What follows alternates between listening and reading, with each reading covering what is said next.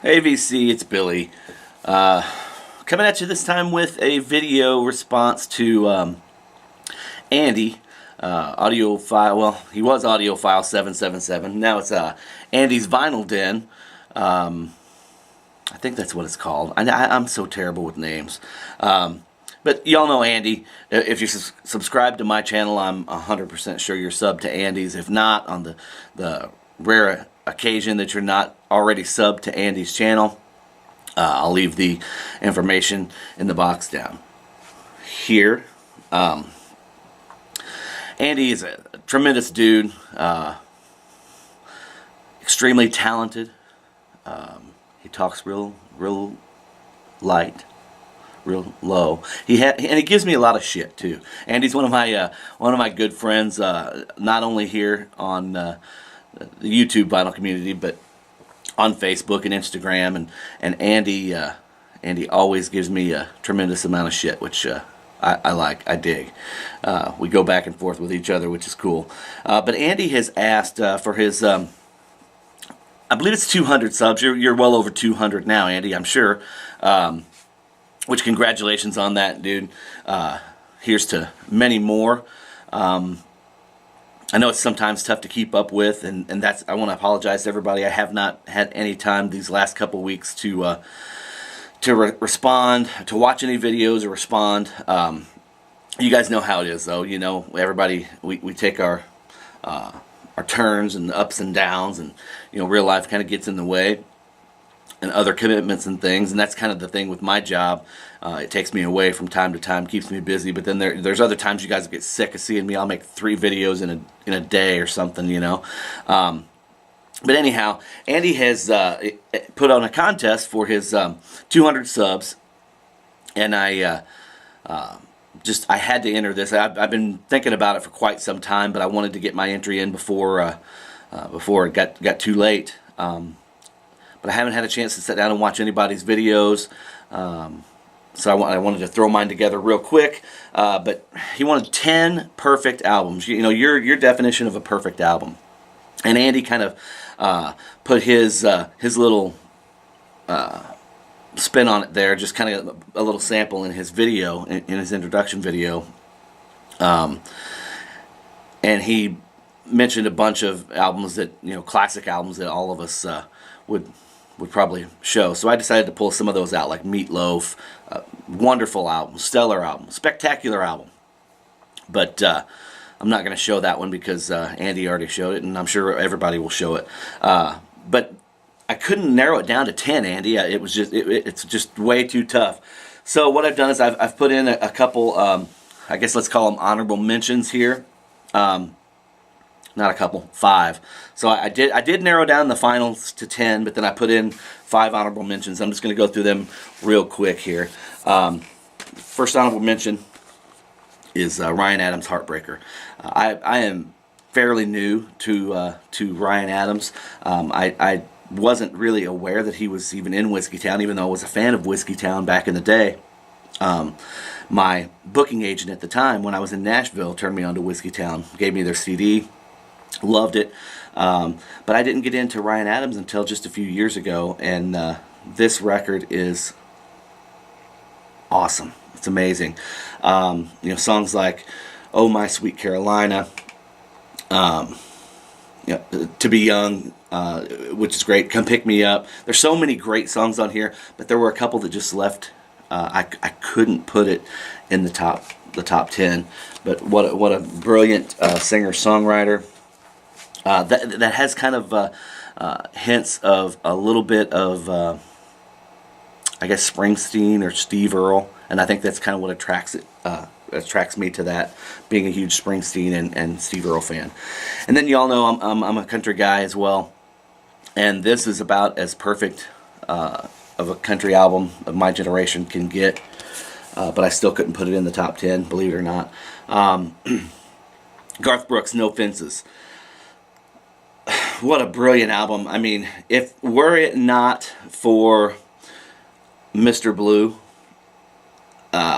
this song this album would be unbelievable. I mean, that's the one song that I can't I can't do. Even after all these years, you know, this came out in 1990, I believe, in 1990. So, you know, even after 27 years, I still can't do Mr. Blue. But an awesome album. Another spectacular album here, Kiss, their debut release, self-titled release. I think they should have, you know, when they first came out, and you know, Kissin' Time wasn't listed on the back. If they'd have left Kissin' Time off this record, this would be an absolutely perfect record. Kissin' Time is on there, unfortunately. It's one that I just can't stomach, but it's an awesome album. I love it. Still stands the test of time. Everybody probably shows Led Zeppelin 4, but I'm going with Led Zeppelin 2. For my money, this is the better record. Yeah, Led Zeppelin 4, undeniably great, tons of hits. But I love the way this one flows from front to back, with the exception of Moby Dick. I don't get it. I could do without that, but Livin', Lovin', Made, Whole Lot of Love, but just killer album. And then my last honorable mention is another country entry, Tim McGraw, Everywhere. And I was so glad when they finally put this album out on vinyl. This is to me, this was the beginning of the end for Tim McGraw as far as making great albums. It's actually the beginning of the end for any country artist making great albums. I could probably count on one hand the amount of great albums that have been made since this one, and this was 1997. Yeah, 1997. So it's been 20 years, and I can count on one hand the amount of great country albums that have been put out. I mean, I may be exaggerating just slightly, but seriously, guys, I'm not bullshitting. They make... And maybe it's just not country music, but all music, people are recording singles anymore. They don't care about making good albums. And this is one of those killer albums. Were it not for the song Hard on the Ticker, this album is from front to back unbelievable. You know, Where the Green Grass Grows, For a Little While, It's Your Love, Ain't That the Way It Always Ends, I Do But I Don't, One of These Days, Hard on the Ticker,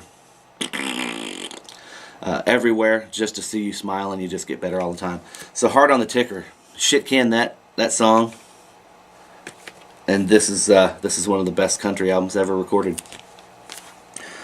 So there's my honorable mentions. I don't want to spend too much time rambling here. I want to get through this. I know you guys want to get through it. So I'm going to jump right into the top 10. This album, this is probably my favorite album front to back of any album that I own. And I own multiple copies of this. This is my mom and dad's original copy. I just can't say enough about this record. Jim Croce, Don't Mess Around with Jim. Every song on here is unbelievable. And it's you know, it's a beat up copy here. Let's see if we can get. Hell, I'll just read the titles. But you Don't Mess Around with Jim. Tomorrow's Gonna Be a Brighter Day. New York's Not My Home. Hard Time Losing Man. Photographs and Memories. Walking Back to Georgia. Operator, Time in a Bottle, Rapid Roy, Box Number 10, I love that song, A Long Time Ago, and Hey Tomorrow. Wow, what a great album. Jim Croce, Don't Mess Around with Jim. Killer Gatefold too.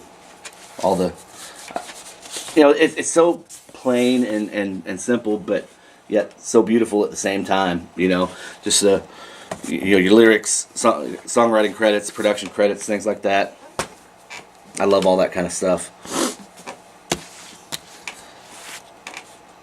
Skynyrd, Second Helping. I know Andy showed what you showed, Nothing Fancy, which is great. I love that album as well. But it's killer that, you know, we can have guys such as myself and yourself that are obviously huge Lynyrd Skynyrd fans that have such varying tastes in what we see as a perfect album. To me, and I think I mentioned this in a video a while back. To me, this is as close to a greatest hits compilation as you can get without being greatest hits. I mean, Sweet Home Alabama, I Need You, Don't Ask Me No Questions, Working for MCA, The Ballad of Curtis Lowe, Swamp Music, The Needle and the Spoon, and They Call Me the Breeze. What a great record. Love it. Love me some Skinner. And you guys saw me show this one a while back in my wish list record of the month. This was one that I've been wanting to get a nice original press for the longest time. Megadeth, Rust in Peace. It's my favorite heavy metal record. Hands down, my favorite heavy metal record. This is their quintessential lineup here. Mustaine, Menza, Elfson, Friedman. Love it. I can play this record all the way through. I mean, Dawn Patrol might be the only one that I don't really care that much for, but I still listen to it. But so many great songs on here. Megadeth, Rust in Peace. Moving on, Thin Lizzy, Jailbreak. I just picked this up on 8-track, and I can't wait to get this thing, that 8-track cleaned up and ready to play, because I love this album. From Jailbreak to The Boys Are Back in Town, Cowboy Song, Romeo and the Lonely Girl, Emerald. Just an awesome underappreciated band too, and I've just gotten into all their stuff. I've started picking up anything Thin Lizzy that I can pick up, and I got to be honest, there's not one thing that I've picked up that I haven't enjoyed, and this album is about as perfect as you can get from them. And y'all know I'm a huge Sammy Hagar fan, and this is his masterpiece album right here, Standing Hampton, from front to back, top to bottom. Stellar. I mean, cut after cut after cut. Just great stuff, Fall in Love Again, There's Only One Way to Rock, Baby's on Fire, heavy metal. It's just unbelievable. Inside Looking In, Sweet Hitchhiker. It's Sammy's Top of the Mountain right there. Vocally, it's heavy. It's just unbelievable. One I can't get enough of. And then I know Andy's going to hate me for this one, but I had to show it because this is still an album that I play front to back, and I play as loud as I can play it, as loud as I can get away with playing it these days. Guns N' Roses, Appetite for Destruction. I got 15th row tickets to see them this summer, coming to St. Louis, finally. First time in St. Louis since the riot. Can't wait. Last year I went to Nashville with a buddy and seeing him, and it was unbelievable. So this year we're going, get to see him in my hometown. So I splurged a little bit for some tickets. Can't wait. Appetite for Destruction. Talk all the shit you want, Andy Borders. I'm still going to turn it up.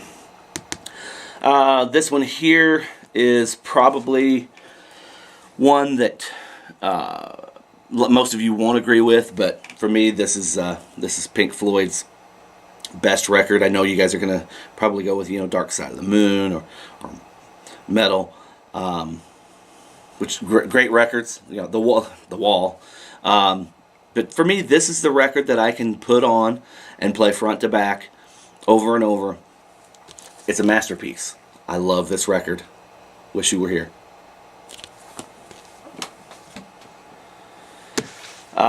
I know in another video I talked about this, and maybe I've talked about this in a couple other videos, but this is probably whenever anybody wants to know if they're really curious about a country record, what country record, if somebody were just wanting to get into and explore that classic country sound, or good country, not bro country, not what they're calling country today, this is what I would turn them on to. And it's Randy Travis, Storms of Life. From from the first time I heard this record when Mom and Dad brought it home on cassette, probably back in the day. It may have actually been one of our first CDs. I'm not 100% sure. It was either cassette or a CD, but it wasn't very long after we did definitely get it on CD, because I've owned this on every format. I fell in love with it immediately. So this has, on the other hand, The Storms of Life, My Heart Cracked But It Did Not Break, Digging Up Bones, No Place Like Home, 1982, I Send My Body Home on a Freight Train, Reasons I Cheat, and There'll Always Be a Honky Tonk Somewhere. Just a perfect country album. Randy Travis, Storms of Life. And they just, a couple years ago, remastered and reissued it from the original source. Cut it on 200 gram, and I got a copy of that. I've had it for a year or so. Holy cow! If you guys really want to explore that album, see if you can find that 200 gram remaster. Golly, it's so good. Or get an original. They're not expensive at all. You can pick them up for $5 or less. This one I don't think anybody else will show. This is one of my records. It's I used to always consider this a guilty pleasure, but there's nothing that I have absolutely zero guilt about listening to this, whether it be by myself or in front of friends, family, whoever, vinyl community. Huey Lewis, Sports. A spectacular record. Unbelievably great. Heart of Rock and Roll, Heart and Soul, Bad is Bad, I Want a New Drug, Walking on a Thin Line, Finally Found a Home, If This Is It, You Crack Me Up, and Honky Tonk Blues. Man, what a stellar record. This came out in 82, 83? 83. So I was just kind of exploring what I wanted to listen to in my music, and this was it. I mean, obviously you got all the poppy, catchy, hooky, radio-friendly songs, but man, there's some great stuff on here that you don't even know. I mean, there were like 5 or 6, 1, 2, 3, 4, like 5 or 6 singles off this album, but even the stuff that you guys don't know, the names that I just rambled off, it's killer. It's unbelievably killer. From top to bottom, stacked. Absolutely a great album. And then last but not least, I just finished my 20 Essential Metal Records countdown, and somebody had asked me, looking back on that now, would there be anything you would change? And absolutely. I knew from the minute I made the list and started putting them out there on my Instagram and Facebook, and then ultimately the video here in the VC on YouTube, there was one thing that I would have changed, and the one thing that I would have changed is I would have put And Justice for All higher on the list. I think it came in at, I don't know, 11 or 10, so somewhere around 10. But the only reason I put it there, and I battled back and forth with this, the only reason it went there is because of the production. I should not have let that factor into the equation. The fact that you can't hear the bass on the original or any of them, except for there's a version here on YouTube that somebody has geniusly worked out the bugs, so to speak, and you can hear a little bit of that bass. This is a masterpiece. This album is, to me, this is their best record. Front to back, like I say, front to back, top to bottom. I don't skip anything on this record. I love it, absolutely love it. I think this was the pinnacle of Metallica. You guys can say all you want about Ride the Lightning and Master of Puppets, which are spectacular albums in their own right, but this album is brilliant, genius, awesome, and epic. There's my list. Top 10 complete albums, whatever, perfect. Give me 10 perfect albums, and that's a perfect record right there. Andy, I am so glad we're friends. I wish I could meet up with you guys this weekend in Memphis, but duty calls. I have to work. But you guys have fun, do lots of digging, lots of eating, a little bit of drinking. And hopefully we will definitely get together someday soon and do a little digging of our own. But guys, take care. I hope you enjoyed the entry. If you're not subbed to Andy, please click on the link below in the description box, or in the box below here, and I'll leave a link to Andy's page. Guys, take care. Thanks for tuning in. Peace.